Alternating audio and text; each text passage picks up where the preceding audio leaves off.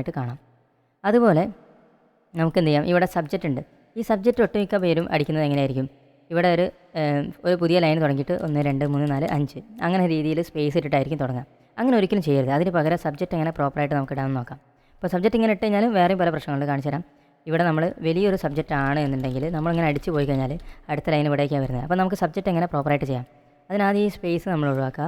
എന്നിട്ട് ഇവിടെ first line indent നമുക്ക് ഏകദേശം ഇവിടുന്ന് തുടങ്ങുന്ന പോലെ ചെയ്യാം. സബ്ജക്റ്റ് കഴിഞ്ഞിട്ട് നമുക്ക് ആ ഒരു കോളൻ ഉള്ളത് നമുക്ക് എന്ത് ചെയ്യാം, ഒരു ടാബ് കൊടുത്തിട്ട് സെറ്റ് ചെയ്യാം.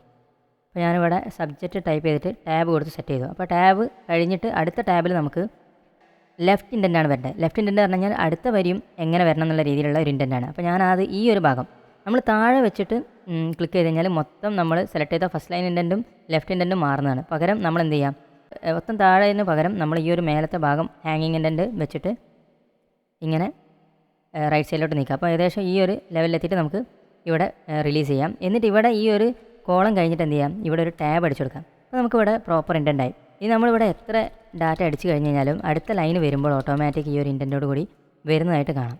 അതുപോലെ നമുക്ക് ഈ ഒരു സബ്ജക്റ്റിന് ശേഷം നമുക്ക് റെഫറൻസ് അടിക്കണമെങ്കിൽ നമ്മൾ ഇതേ ഒരു ഫോർമാറ്റിംഗ് വെച്ചിട്ട് എൻ്റർ അടിക്കുക, എന്നിട്ട് റെഫറൻസ് അടിക്കുക, ടാബ് അടിക്കുക. ഇതേപോലെ നമുക്ക് വേറെ എവിടേക്ക് വേണമെങ്കിലും ഈ ഒരു അലൈൻമെൻറ്റ് നമുക്ക് കോപ്പി ചെയ്യാൻ Ctrl+Alt+C ഉപയോഗിച്ചാൽ മതി. എന്നിട്ട് നമുക്ക് എവിടെയാണോ വേണ്ടത്, ഇപ്പോൾ ഇവിടെ നമുക്ക് നോക്കാം, ഇവിടെ നമുക്ക് അലൈൻമെൻറ്റ് വേണം. അപ്പോൾ ഈ അലൈൻമെൻറ്റ് ഇങ്ങനെയാണുള്ളത്. അതിന് വരെ നമ്മൾ നേരത്തെ കോപ്പി ചെയ്ത അലൈൻമെൻറ്റ്, അതായത് Ctrl+Alt+C ഉപയോഗിച്ച് കോപ്പി ചെയ്തു. എന്നിട്ട് ഇവിടെ Ctrl+Alt+V നിൽക്കി കഴിഞ്ഞാൽ ഈ അലൈൻമെൻറ്റ് ഇവിടെ വന്നു. അപ്പോൾ നമുക്ക് അതിനനുസരിച്ചിട്ടുള്ള ഡാറ്റ ഇവിടെയും അടിച്ചു കൊടുക്കാൻ വേണ്ടി സാധിക്കും. ടാബ് അടിക്കുക, ഇങ്ങനെ ആ ഒരു അലൈൻമെൻറ്റ് നമുക്ക് എളുപ്പത്തിൽ കോപ്പി പേസ്റ്റ് ചെയ്യാനും സാധിക്കും. ഇനി അടുത്ത് നമുക്കതുപോലെ ഇവിടെ സാർ എന്നുള്ളത് ഒരു ഇൻഡൻറ്റോട് കൂടി ജസ്റ്റ് ഒരു ഇൻഡൻറ്റോട് കൂടി കൊടുത്തു. അടുത്തത് എല്ലാവരും പാരഗ്രാഫ് സ്പേസ് ഇട്ടോ അല്ലെങ്കിൽ ടാബ് ഇട്ടോ കൊടുക്കും. അതിന് പകരം എന്ത് ചെയ്യാം, ഈ ഒരു പാരഗ്രാഫ് മൊത്തം നമ്മൾ സെലക്ട് ചെയ്യാം. എന്നിട്ട് ഇങ്ങനെ ഒരു ഇൻഡൻറ്റോട് കൂടി കൊടുക്കാം.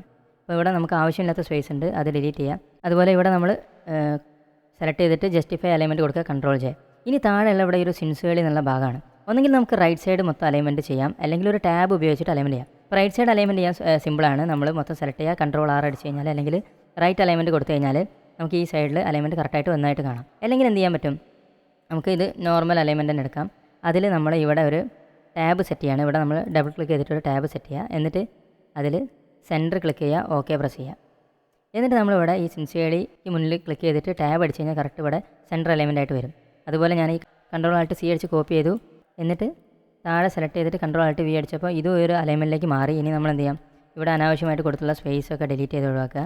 എന്നിട്ട് ഇവിടെ ടാബ് അടിച്ച് കഴിഞ്ഞാൽ ഓട്ടോമാറ്റിക് ഈ ഒരു അലൈൻമെൻറ്റിലേക്ക് പോകുന്നതായിട്ട് കാണാം. ഇതിൻ്റെ ബോൾഡ് ഒഴിവാക്കുക. ഓക്കെ, അപ്പോൾ ഇങ്ങനെ നമുക്ക് അലൈൻമെൻറ്റ് സെറ്റ് ചെയ്യാം. ഇനി നമ്മളിവിടെ Ctrl+A അടിച്ചിട്ട് ഫോൺ സൈസ് കൂട്ടി കഴിഞ്ഞാൽ കണ്ടോ, നമുക്കിവിടെ ഡേറ്റിൻ്റെ കോളത്തിലും ഒന്നും ഒരു മാറ്റം സംഭവിക്കുന്നില്ല. നമുക്ക് അത് അതേപോലെ തന്നെ നിലനിൽക്കുന്നതായിട്ട് കാണാം.